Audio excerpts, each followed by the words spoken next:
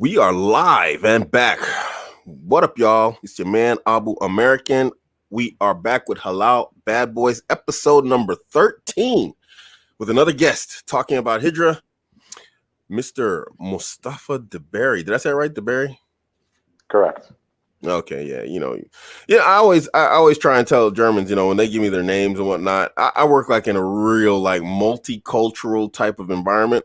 So we got Russians, Poles. We've got it's like United Colors of Benetton up in the construction site. Dude, tell me their name. I Americans, man, we butcher names. It's a uniquely American thing. We're just like, yeah, very true. Very true. Yeah, we do it to each other, so I didn't want to do it to you, bro. Assalamu alaikum and welcome to the show. Thank you for coming. Wa alaikum salam wa rahmatullah. So you're living in KSA. I don't know if you know, but we've been doing a series. We don't always cover this topic, but we've been doing a series on Hijra and people living in Hijra. And actually, one brother, he decided after watching, I think it was 2 episodes ago, he decided that he was going to move to the UAE. So he's packing up and going to the UAE after watching these from the UK, from Birmingham, and he's going to move to the UAE, mashallah, after watching this because he felt like it was doable just from watching the show. So, if we can help brothers, clear up some misconceptions, confusion, ignorance, or whatnot, that's what we're here to do, inshallah. Excellent. So you want to tell us where you're at? You ain't got to give a street address or nothing. And how long you been out there? Okay, bismillah walhamdulillah wa salatu wa salam ala rasulillah. I'm currently residing and working in Riyadh, the capital of Saudi Arabia. Nice. I've been in this region. I'm originally from New York City, Brooklyn, New York.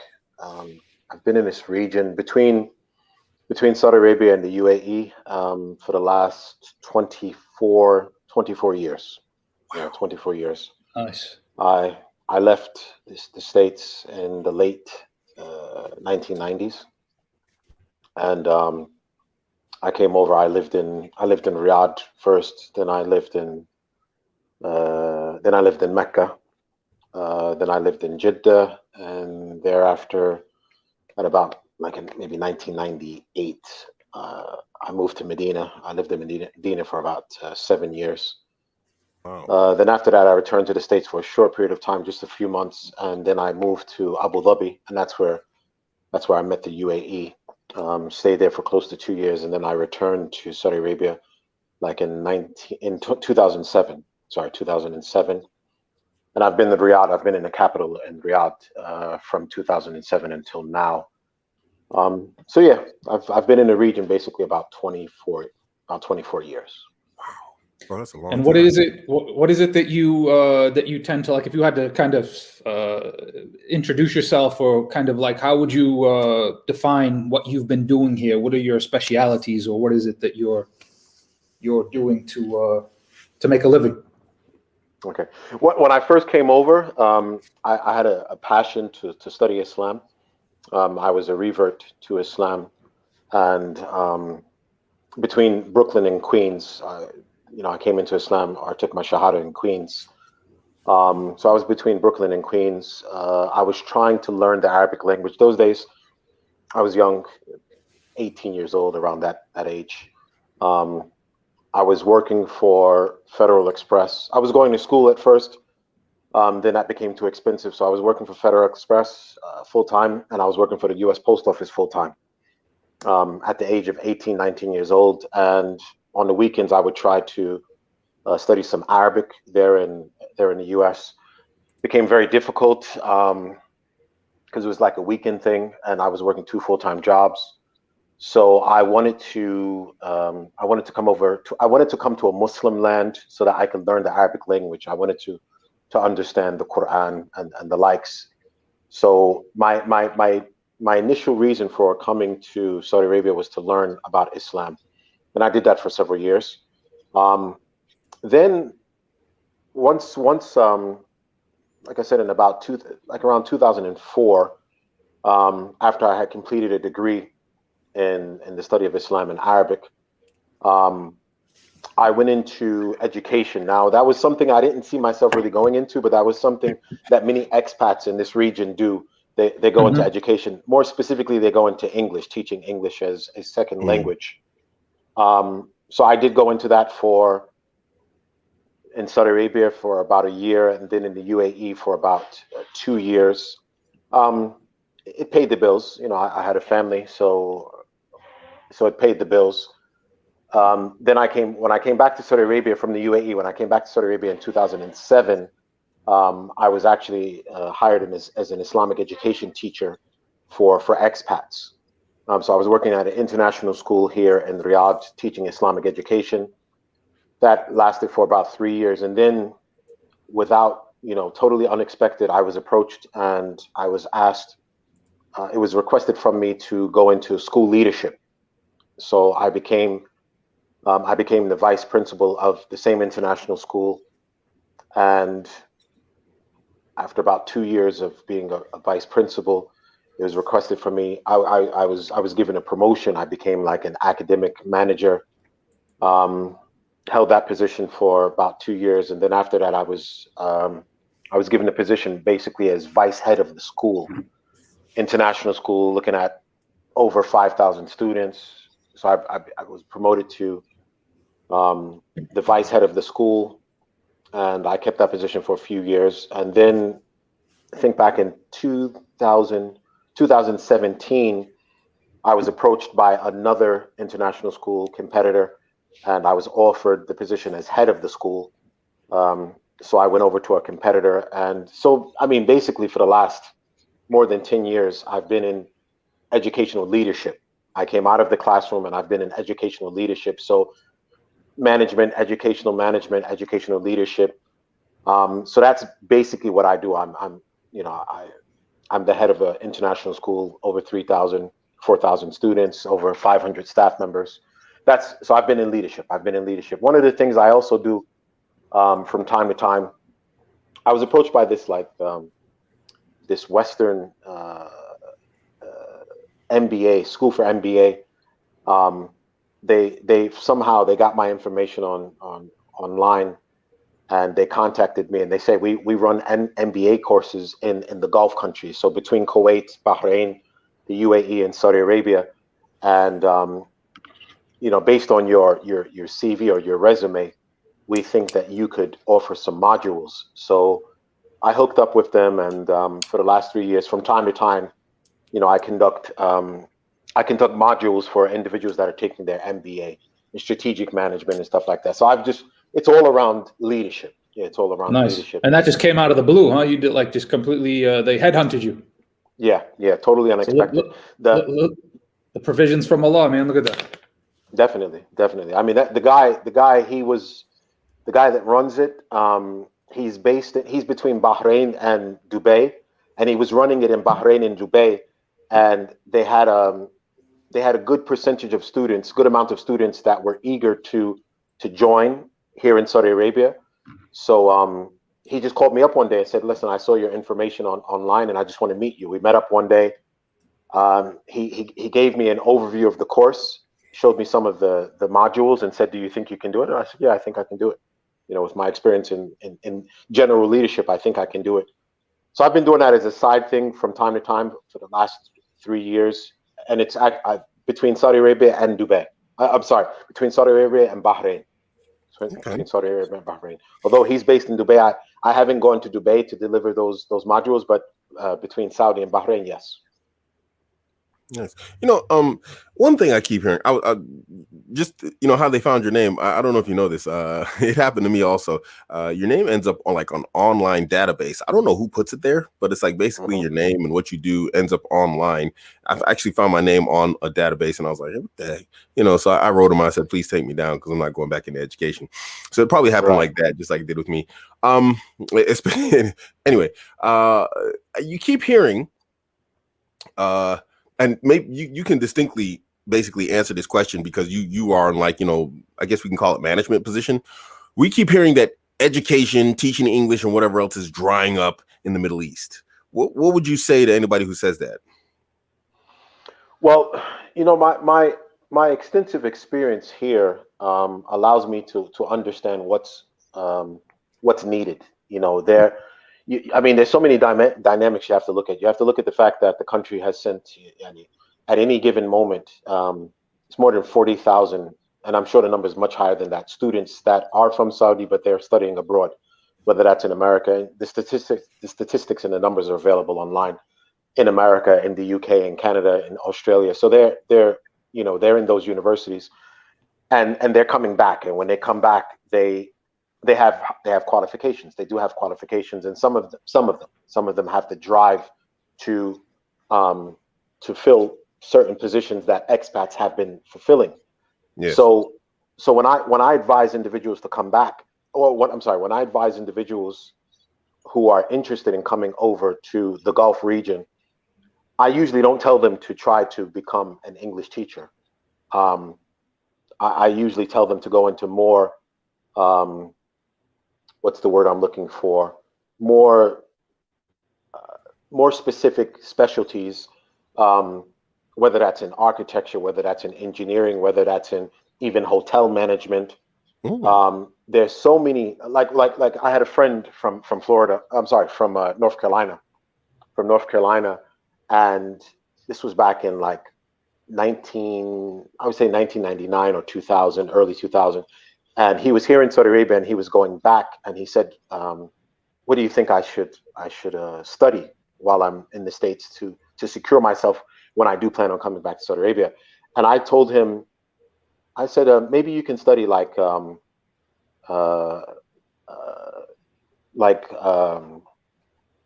I forgot what do you call it? Like something related to crisis management, building. It was something related to like in construction, how the safety and something like that. And he actually went back and got a degree in it. And at the time, what I was thinking was, you have these companies such as Saudi Aramco, these like, billion-dollar companies, Saudi Aramco, SABIC, and these other companies, these other oil industry companies. And one of the major things that they're involved in is safety. Okay. So I said, so forget about the English stuff. Forget about, because that's going to be a bit low paying to middle class. Whereas, if you come in as like a safety engineer or something like that, or one of these high, billion-dollar companies, you'll be a lot more secure. And he actually went back and got a degree in that. And he told me that the amount of companies that, recruiters that are calling him because of his specialty, and because of that specialty coming from the States, it's amazing. So that's what I always tell people to do. Likewise, in the IT field, very, very high status IT guys. I know a few Americans that are over here, and they have those very, very high status IT positions, and they're very, very comfortable, mm-hmm. very, very well paid. So so English it's there, and I think it will always be there. The Saudis in general, they would prefer, the government and the private institutes, they would prefer to have a native in the classroom. But I would think, and this was from years ago, I was telling people, if you want a better paying job, and if you want a higher status in terms of employment security, then I suggest that you go into something that's rare, but it's needed. Yeah. Yeah. Just sort of a semi-related question, just off the wall one, just one I'm curious at personally.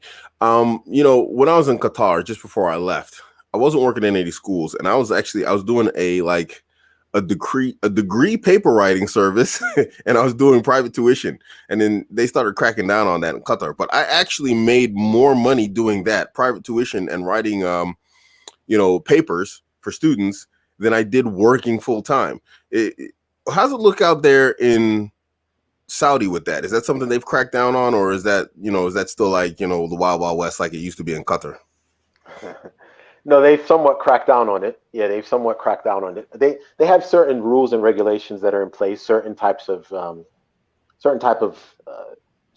committees and that are responsible for inspections and the likes, as it relates to, like you mentioned, degree writing and stuff like that. So I've seen it become a lot better. in the past, yeah, it was rampant. It was something that was very common, very rampant. People were getting degrees and they had no clue of the specialty that they were that they obtained degrees in. But now it's becoming a lot different. You do have some really highly qualified graduates that are coming back from the States, Canada, Australia, the UK, and when you sit with them in interviews or you communicate with them, you can clearly see that these individuals have earned their degrees. They've put the work in. Yeah. In relation to that, they have very recently there was some news that Saudi Arabia was going to have some sort of exam system for people with engineering degrees, that they would not be certified to work as engineers in Saudi Arabia until they passed this board test. Interesting. Yeah. CAF 215 here says, I'm a Saudi project engineer and all my Saudi safety colleagues have studied in the US. There you go. Yep. Safety is a very big thing here that people can get into with technical and vocational colleges and things like this. Absolutely. And imagine, I gave my friend that advice from North Carolina. I gave him that advice in 1999, 2000. You know, yeah, that's when I gave him that advice because I could clearly see where things were going at that time. Nice. CAF 215, just to address your comment here, he says, we have to run our papers in plagiarism machines in university in Saudi Arabia. They did this in Qatar also. I mean, I always told my students two things. I was like, you know, first off, make sure you understand what I wrote here. And secondly, you know, make sure you run it through a machine. I don't plagiarize. I wrote everything original. I literally did. I mean, I should have like 4 degrees in 4 different fields by now. You know, I actually had to read through all that material, you know, and it was a ton. You know, like, I need it next week. I'm like, dude, you just gave me like a book this thick. What you talking about? I read through it, write the stuff, you know, and I was like, you know, but nevertheless, the human mind works in a certain way. You read something and you end up copying it. I said, run it through a plagiarism machine. And they said, oh, my teacher does that anyway. So I was like, yeah, it's pretty common in the Middle East now. Yeah, they've locked down on it. Yeah, they've locked down. Yeah, all over the Middle East, yeah.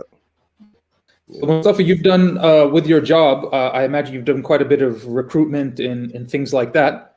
In terms of for the brothers and the sisters, or you know, or even the non-Muslims who are looking to potentially come out to the Gulf area, what are some of in your experience, the people, like what type of person makes it here, and what kind of person doesn't make it out here? In terms of their personality, characteristics, and what have you. Yeah, that's a good question. See, one of the things, I mean, when you've been over here so long, and you've interacted to a very high extent with the people, and you've been in several situations, various situations, you understand that it requires a high level of patience. It requires a high level of patience. You cannot by any means take the standards and the order that you are used to and accustomed to in America and the West and apply that to Saudi Arabia, because that's just going to bring a major level of instability here for you. And those are the type of individuals that I see, because yes, like you said, I am involved in recruitment, and I've been involved in recruitment for the last over 10 years, educational recruitment. And those are the type of individuals you see their CV, and they've really nice CV. They have the qualifications. They've been in Dubai, they've been in Bahrain, they've been in Kuwait, they've been in Saudi, but every job has only been held for a year or two. You know, and you just wonder like what's going on, and you know, you question them because that does, you know, raise an eyebrow, and you question them about it, and they well, this job that I had this problem, this job I had that problem, this job I had that problem, and that's just totally, you know, clear sign of someone who's totally unstable. So it requires a high level of patience. And because I came into Saudi Arabia, when I came to Saudi Arabia, I was 21, you know, so I was young, and I was, and so I've, you know, I've seen what others haven't seen, you know, I've the level of, let's say, dysfunction, lack of there being a system, so I've seen it, and I've seen it grow.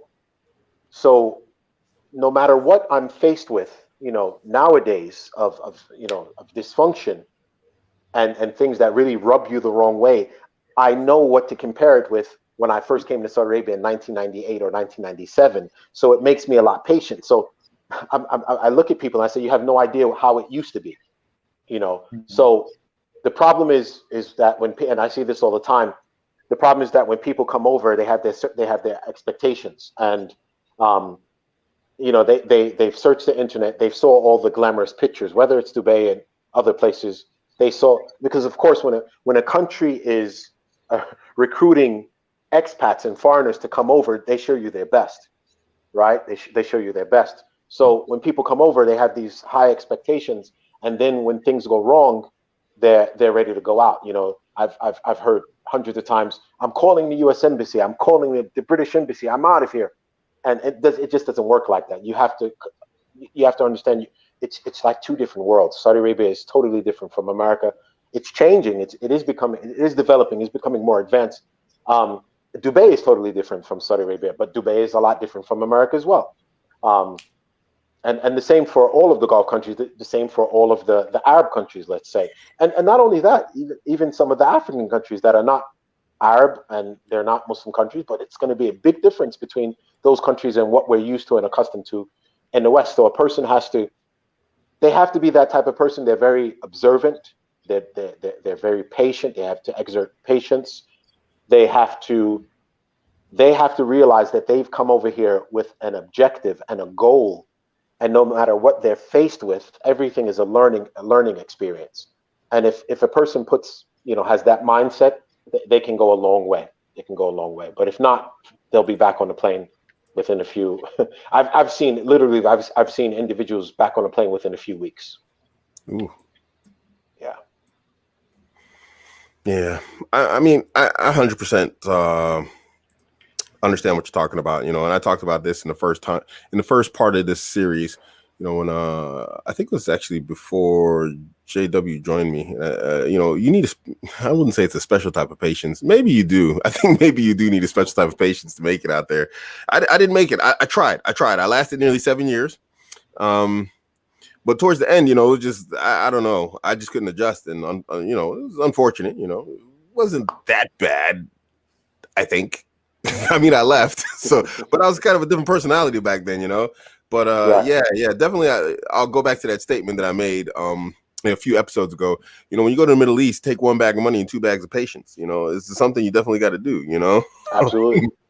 Absolutely. It's different. It's a different culture, and I don't think people expect this, and I don't think anybody really understands, culture shock or cultural differences until they're actually immersed in a new one.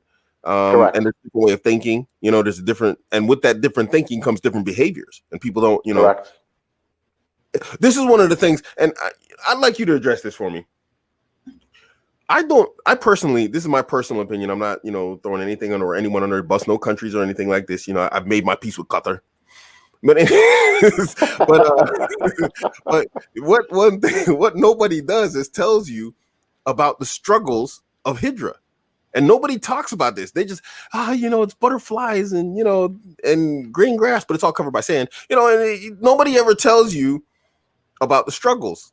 And so everybody goes with this really rose-colored lens on their eyes when they go out there. And when they get out there, unless they're an exceptional person in terms of their patience, they struggle. Right. Why is this? Do you have any idea why people do this?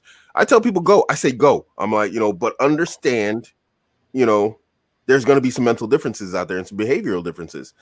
And people think I'm like, I'm just throwing the idea under the bus of Hijra, and I'm not. I'm just saying, it's like, hey, look, dude, I'm looking at you, like you said, I'm looking at your personality type, and he's like, buddy, you're going to be back in 2 years. Right. Why does this happen? It does take some planning. I mean, even if you just look at the life of the Prophet Muhammad, sallallahu alaihi wasallam, peace and blessings of Allah be upon him. The Prophet planned before migrating to Al-Medina. The Prophet took oaths with the people of Medina, vowed to protect him, to host him, so this was done, before. This was done prior to a year, 2 years prior to the Prophet, may the peace and blessings of Allah be upon him, prior to him actually making Hijra to Medina. That's one of the things that, like you said, one of the things you don't hear. It's not something that I want to go. I mean, I want to go somewhere. I check the internet. It's wonderful. I'm out. I pack my bags. Me and my family were out. Mm-hmm. In fact, if you look at the Sunnah of the Prophet, that wasn't done.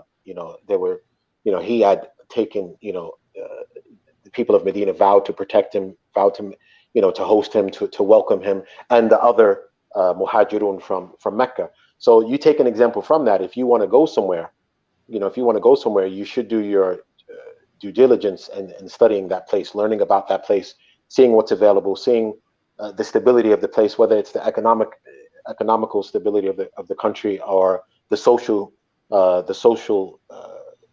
affairs of the country. That's something which is very important. So I always advise individuals, do your studying, check it out, and don't, 3 months, 6 months, no, take a year, take 2 years, visit the place. Those days, it was, back in the late 90s, early 2000s, you could actually only visit Saudi Arabia for Umrah or for Hajj, and you were limited to where you could move. But now there's a tourist visa, so you could actually come and go around. You could spend 3 months here, go around, see what's going on, speak to individuals. So that's something which I highly encourage. Another thing is that the individuals that you're speaking to, those days when I first came, like when I was in my 20s, yeah, I was around a lot of people who were gung-ho like me and wanted to come to Saudi Arabia, and we were in our 20s, and none of them had spent a substantial amount of time in Saudi Arabia. Mm-hmm. I think if you were to speak to the elders of that, during those days, if you were to speak to individuals that have spent 10 years, 15 years in Saudi Arabia, that's one.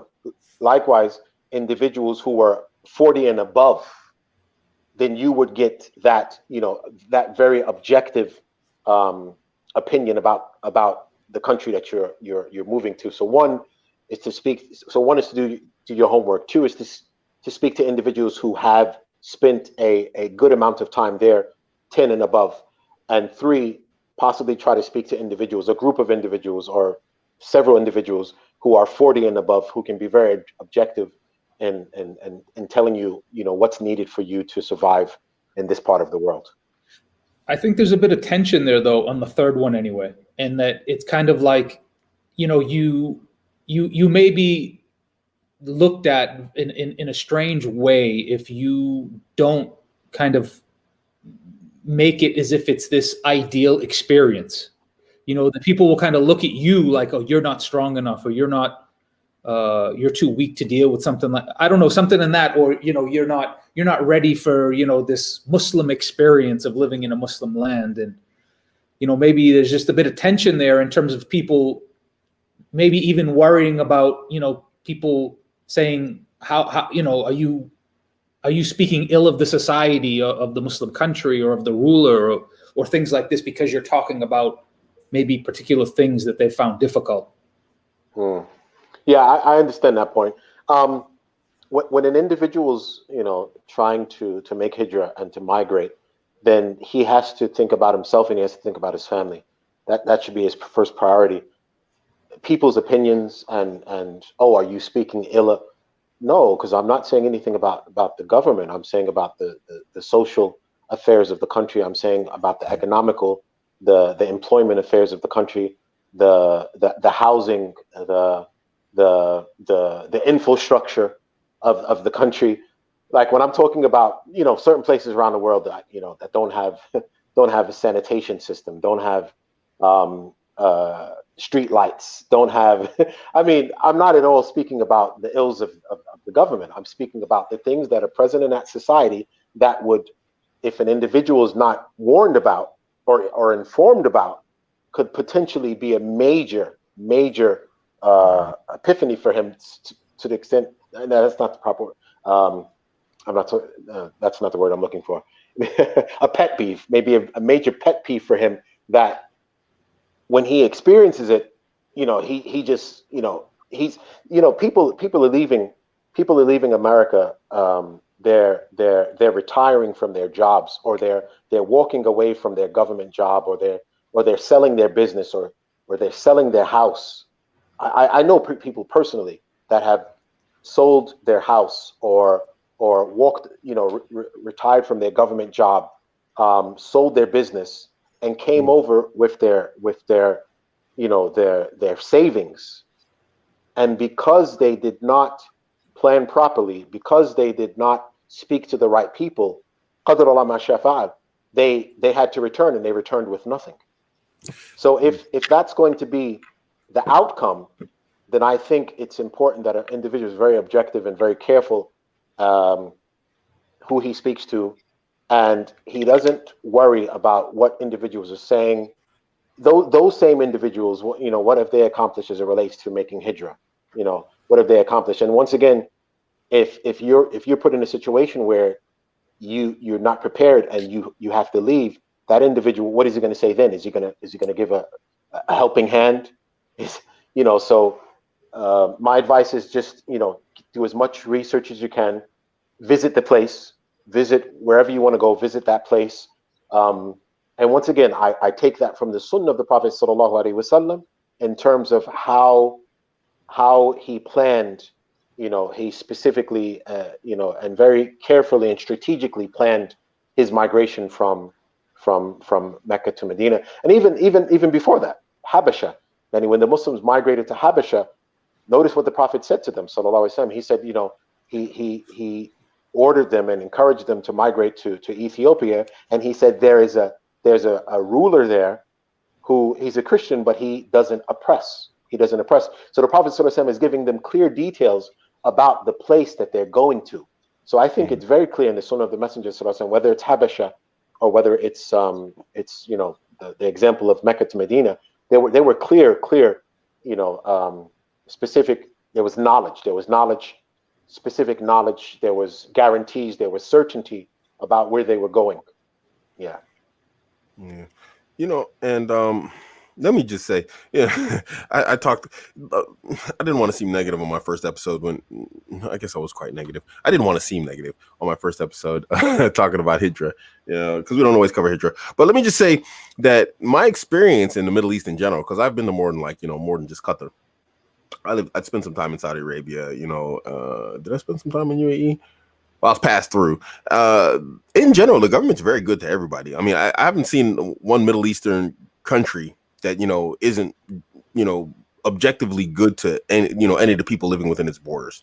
I mean, it's really, they're safe countries. You're treated well. So from a government standpoint, that's very true. Very true. And so if you experience any problems in terms of government, because I tell everybody on this channel all the time, I'm a Salafi Muslim, and from Salafis, we don't speak ill of Muslim rulers, Muslim nations. We just don't do that. But if you do experience problems in a government situation, then it's based upon culture. It's not based upon the government itself. It's the guy behind the counter. He's just being culturally that guy, and he happens to be in a good position or office, and you're catching that flack where your culture and his culture are like this. And this is why you find a lot of times, guys, this is just some general information. I'm going on a rant, where you'll find like an Egyptian guy who comes from Egypt. He's not complaining, but you're like, yo, why you let him do that to you? And you're like, he's like, do what? Because they have a cultural understanding that's close. But you're over here like, what just happened here? Absolutely. So yeah, guys, understand that. Sorry, I just saw a question here, so I just wanted to look at it before I address it. Yeah. No, I just want to. A good example of that is, I don't know if you remember, Abuamerican, when I was visiting you in Qatar, and I had some gold on me, and they actually wouldn't let me on the flight because I didn't have receipts. That was crazy. For some of the gold bars, and I had to put my family on the flight, and basically stayed. Even the guy, the immigration or the customs, he told me, he said, "Look, you can either get on this flight without your gold, or you can go get me some receipts." Wow. Yeah. I experienced the same leaving Saudi Arabia. When I finally left, I was living in Al-Hassa with Hafuf. I was teaching out there in the Eastern Province. And when I flew out, I had a layover in UAE. And I had been on my visa quite some time. It got extended, I think it was twice while I was there. And there was some sort of hiccup with the final. I was leaving a day or two before the visa was due to expire. Anyway, long story short, the guy, he was some head officer guy. He didn't want to let me leave. He did not want to let me leave, and he was just like, you can't go without some paper saying you didn't rip off people in Saudi Arabia and now you're running off their money. And I'm like, dude, where's my bags of money, man?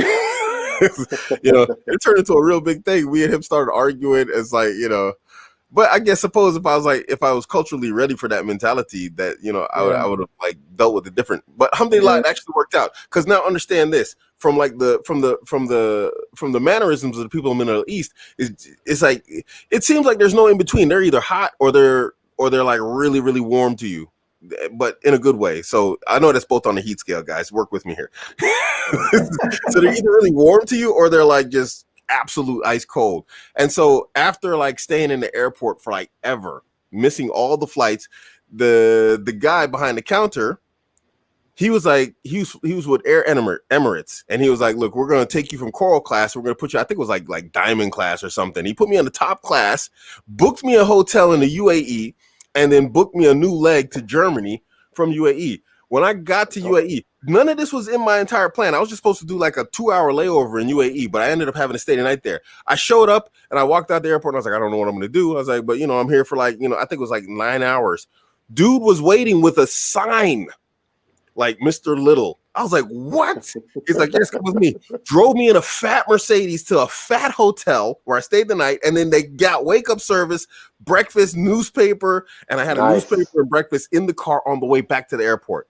Treating like royalty. Yeah. Exactly. And that's how I know Arabs. They're like, either they absolutely like go over the top in the love for you, or they're just like, yeah, whatever, dude. And so, you got to be ready for that too. Because they are. Got to be ready for it. And you ain't in the tribe, homie. It's just a culture shock. I mean, someone coming from Egypt or someone coming from someplace in Africa like Kenya or Ethiopia, going to America, going to Canada, it's a culture shock. I mean, it's a culture shock for them to come to our land. So obviously it's going to be a culture shock for us to go to. I mean, like for example, like someone coming from India or Egypt or Kenya, coming to America and then seeing that there's order and you stand on a line and you don't just bum rush, for him, it's like, everyone's like, no, you have to get on the line. And he's like, oh, I'm not used to a line. So it's a culture shock for him. And it's a culture shock for us. Absolutely. Absolutely. Yeah.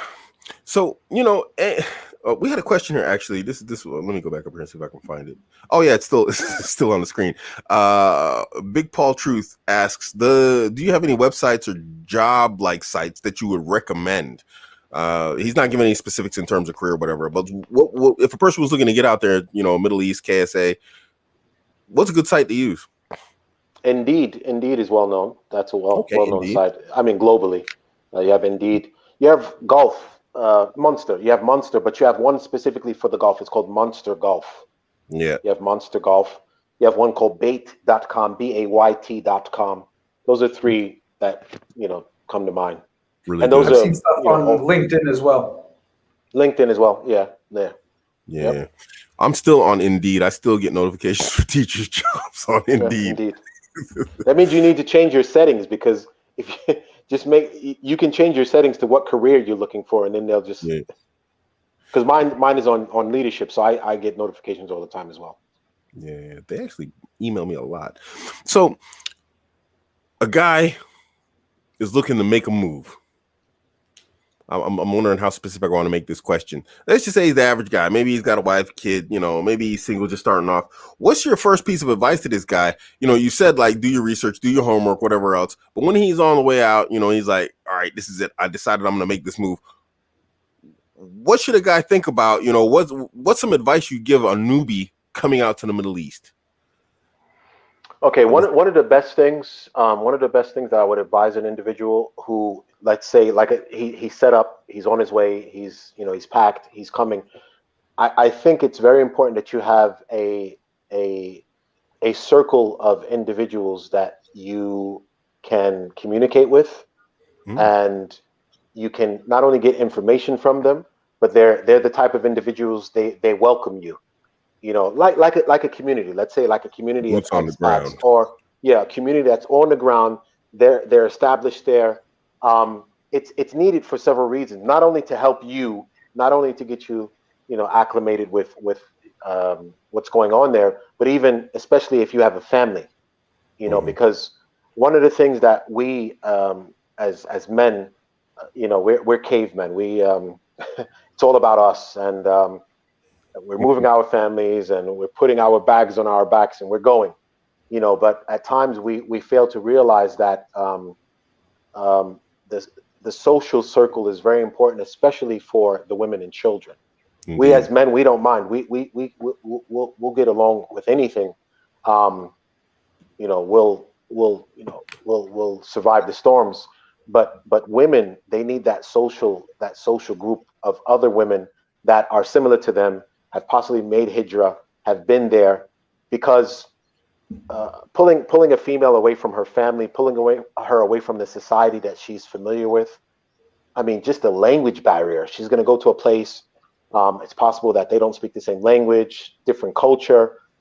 It's going to become very stressful. So it's good that she has women that she can meet and she can discuss things with, and they invite her over, they welcome her, and your children go with their children, and so that's something which is very important, because if not, in most cases, when you first get over there, the wife and the children, for some amount of time, they're going to be a bit isolated. So they could possibly even go into depression, and that makes your stay a lot difficult. You're looking for work, you're looking for housing, you're trying to get your feet planted there, and here you have a family we want to go back home. Yeah. We want to go back home. No, and once again, let me take from the example of the Prophet Muhammad sallallahu alaihi wasallam. One of the first things he did when he migrated to Medina is he did mu'akha, is that he did the brotherhood between the people that came from Mecca with the people that were in Medina. He made them brothers. He made them brothers. So every male that was migrating from Mecca, when he arrived in Medina, he had someone that was a brother to him. And so what's the purpose of that? So that individual takes him under his wing. Come on, you're my brother. You come over my house, you eat my food.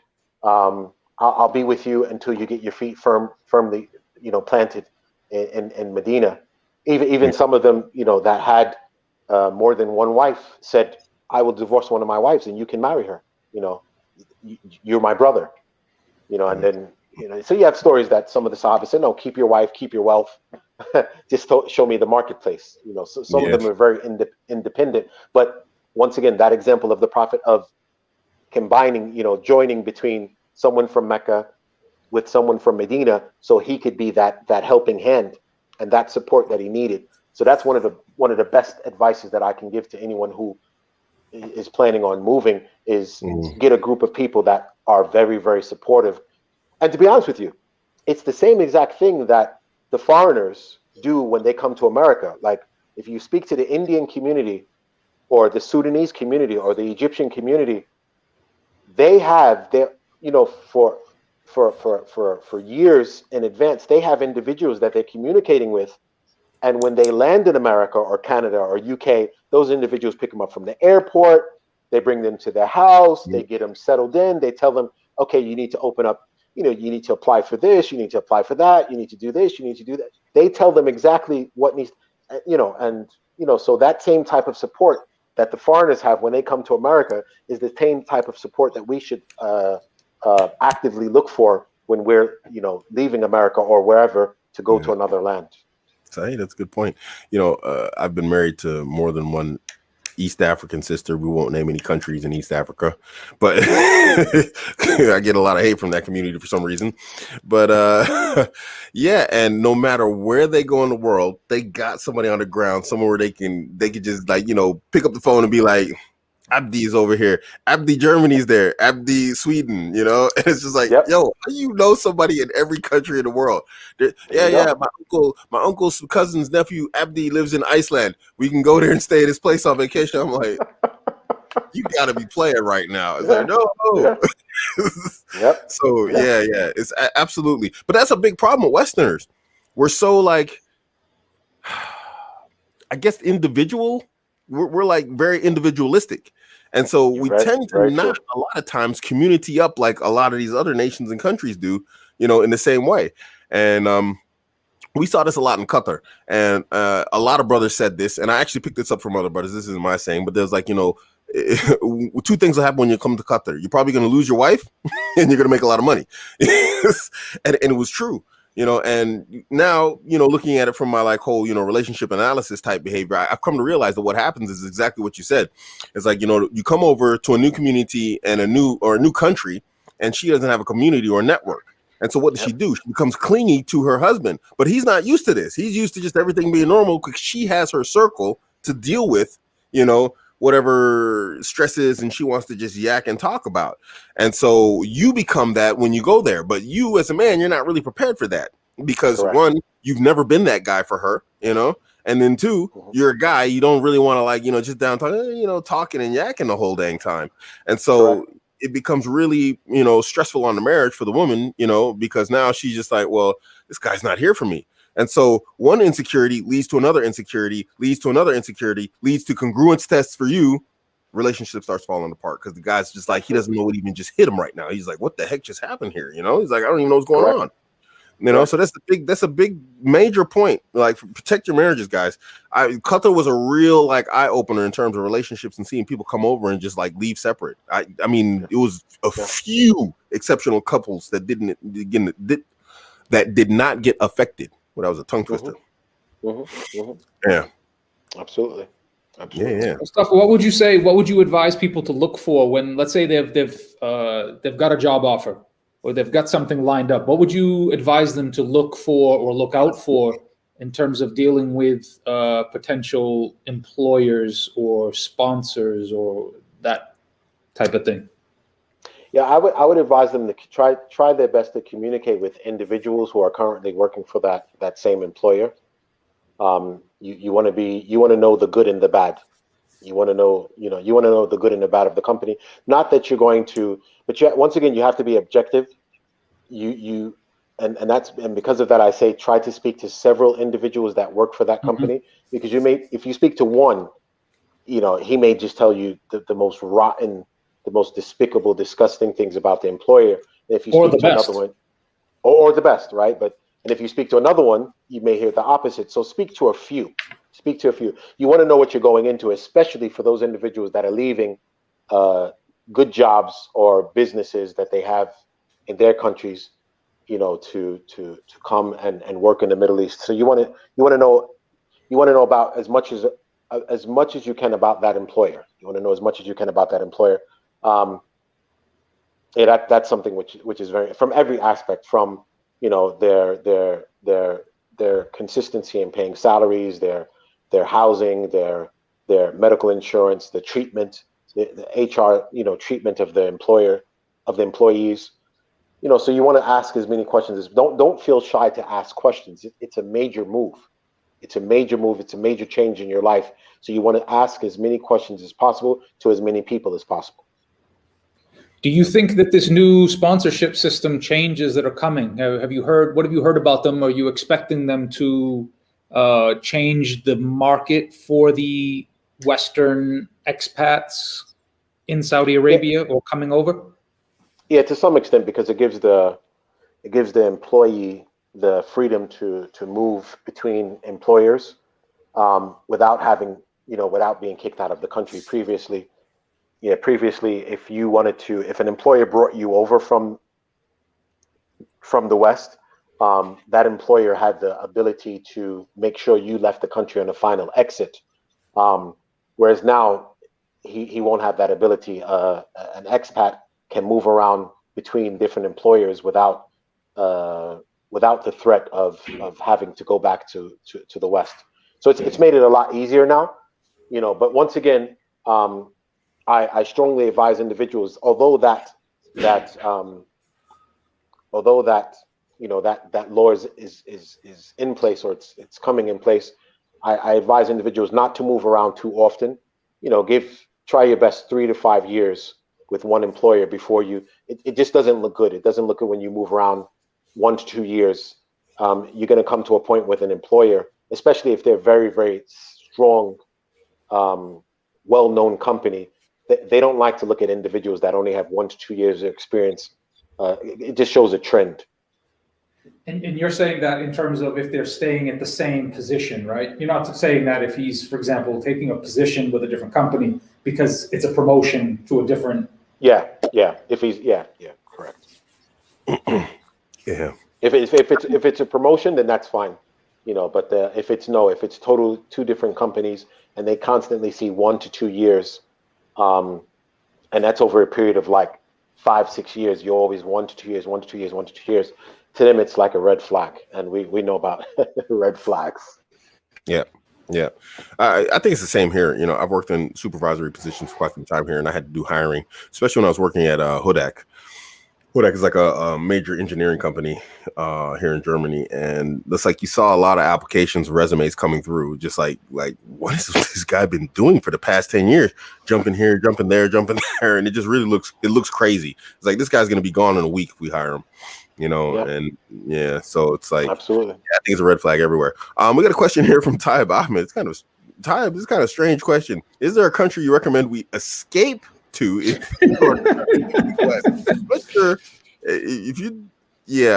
why use the word escape? You move to, sure. I think if you're dealing with some sort of criminal offenses or records, you should probably deal with that before you move anywhere. But what would you recommend further in the West to move? Maybe he means it from the perspective of like the sins and the evil and things like this. Just playing around. I mean, it all depends. I mean, it all depends. There's no particular place. The place, as Shaykh al-Islam Ibn Taymiyyah, the place doesn't make the individual righteous. A person could move to a place. A person could move to a place that's very religious, but that individual doesn't he doesn't become like he should. So it all depends. I mean, from the Muslim lands, and that's inevitably that's what you want to move into the Muslim lands. And of course there are vices in Muslim lands, but in general, you have many narrations about moving to the Muslim lands. So I can't say any particular place. Saudi Arabia is one of the best of the places, alhamdulillah.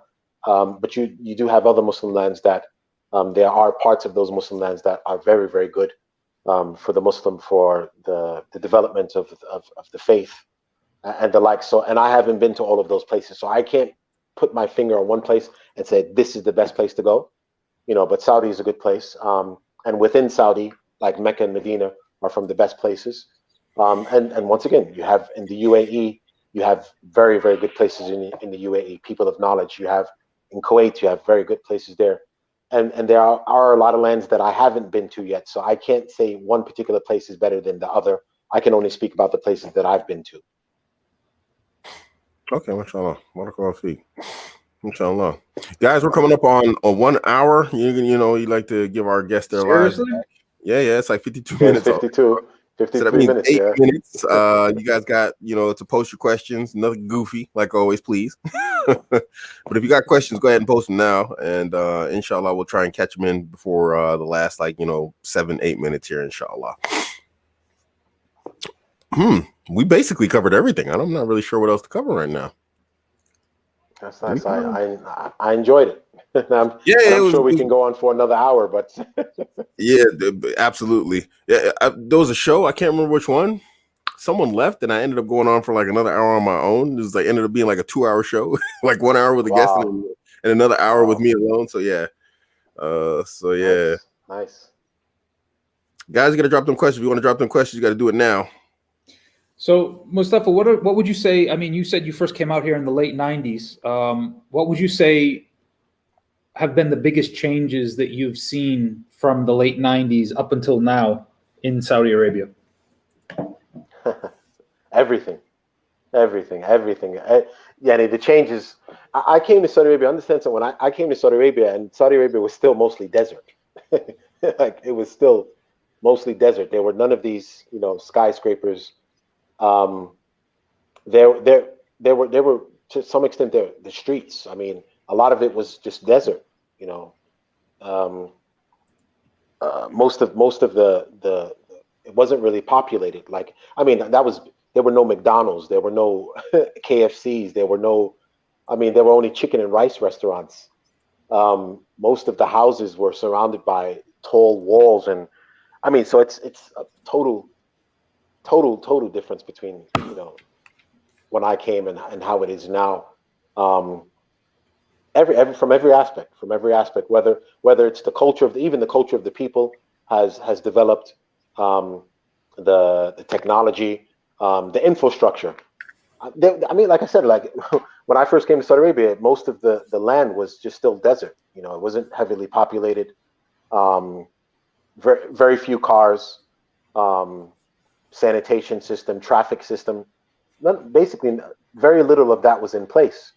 And now, I mean, you have restaurants everywhere. You have malls. You have the traffic system, the sanitation system. You have jobs. You have the corporate sector of the city. So it's developed a lot. It's developed a lot, and there's a lot of good which has come because of that. I mean, obviously it comes with his vices as well.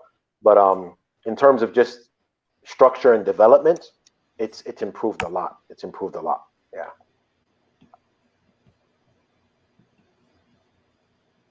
I can't hear you. Could you hear him?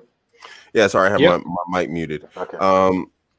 After he's talking about any word on NEOM, NEOM. I suppose it's an acronym. What kind of jobs it will generate? Do you know anything about this? What this is? No. So NEOM is the NEOM, yeah, expansive area that they're building up from the Jordanian Yes. border Yes. down the coast. Yeah. It's going to be kind of it's supposed to be the Silicon Valley of the future. Okay. Yeah. Yeah. They're investing, I think, they're investing trillions. Yeah.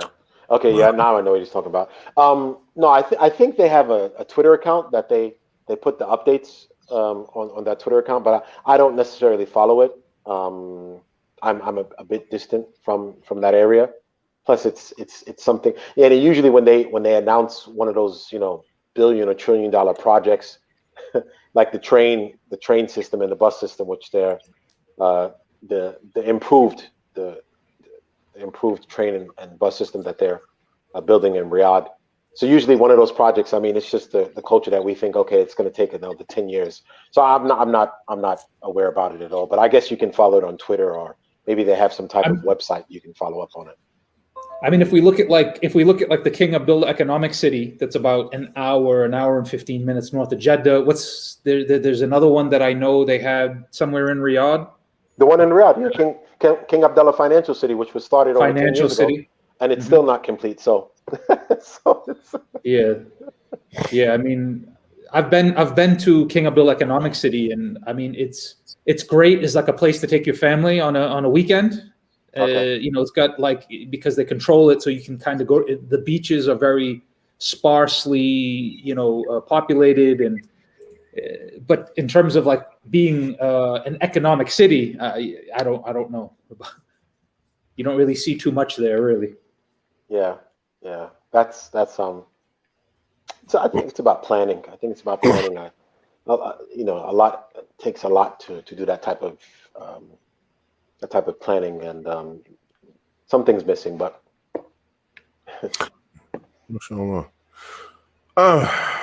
I'm not really sure if I want to cover this question or not. I mean, I'll cover it, but I'm not gonna. If you want to answer, you can answer, but I'm gonna answer from a Qatar standpoint. Tayyab says, you mentioned Saudi, but isn't Saudi becoming more and more like America, especially with the rising feminist movement? Tayyab, let me just say this personally. As a guy who spent some time in the Middle East, if you add up all the years, this comes up on about 9 years total, maybe just over that. With modernization comes modernization in terms of communications and information also. And with the information flow comes obviously, ideologies which are foreign to cultures that the people live in. And so you'll find that there is an influence, obviously, with the new information age that comes with it. So young children, even some people, older people, they gain access to the internet. They start seeing strange ideas and whatnot, goofy ideas. And some of them, they they take to heart. Other ones, they don't. But I've never been to a place in the Middle East where I wasn't absolutely happy in terms of I wouldn't say absolutely happy, but where I didn't hear the adhan 5 times a day, and you wouldn't go to the masjid and there wouldn't be a full line. I don't care if you lived out in the bush. There's places I lived, there's nothing out there but sand and like, scorpions. And you go to the masjid, and the whole front line is full. So, I mean, what exactly are we talking about here when you ask a question like this? You know what I mean? Yeah, when we look at it, like when you look at it in terms of in America and Canada, and when you have so-called mosques being led by so-called women imams, and just this kind of unchecked hypergamy and things like this that is there. And when we compare that to, okay, let's say that there is there's some protruding of feminism into these lands, but let's look at it, like where would you rather your daughter be raised? I mean, I don't even think I think it's a ludicrous question. Yeah. Absolutely right. Absolutely right. I think if you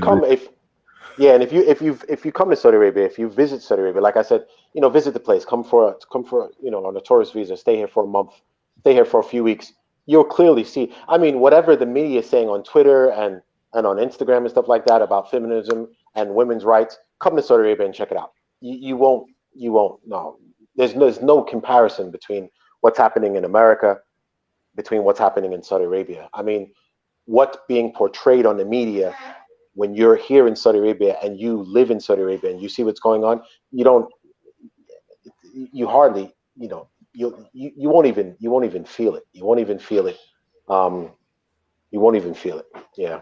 That's the least I can say. I've been here, like I said, I came in the late 90s and now it's 2021, and it's not something that I'm faced with on a daily basis, a weekly basis, a monthly basis, whether it's in the marketplace, whether it's at my job, in my career. I'm not faced with it at all. And I think individuals that I work with would say the same. It's something that maybe, and Allah knows best, may be portrayed in the media, but it's not something that you actually feel when you are here and living in the society, and Allah knows best. MashaAllah. Barakallahu feek. Last question I'm going to deal with here, and I'm looking it up right now. Oops, I closed my entire browser there. Give me a second, guys. Linky asked, how can one get permanent residency in Saudi? Look at the last episode of Halal Bad Boys. We had our brother Muta. Yeah, Muta Bill was here. We talked about that extensively, so you can check that on the last episode, inshallah. Ali DK, thanks, man, but you came a bit late, so we can't get any more questions in. Barakallahu feek, Mustafa, jazakallah khair for being here, man. Feekum barakallah, it's my pleasure. It's my pleasure. MashaAllah. Anybody want to make any sort of closing statements? No, sir. It's been a pleasure. Absolutely. Jazakallah khair. You guys take care. Till next time, inshallah. All right, guys, we're going to log off. All right. Assalamu alaikum. Over and out.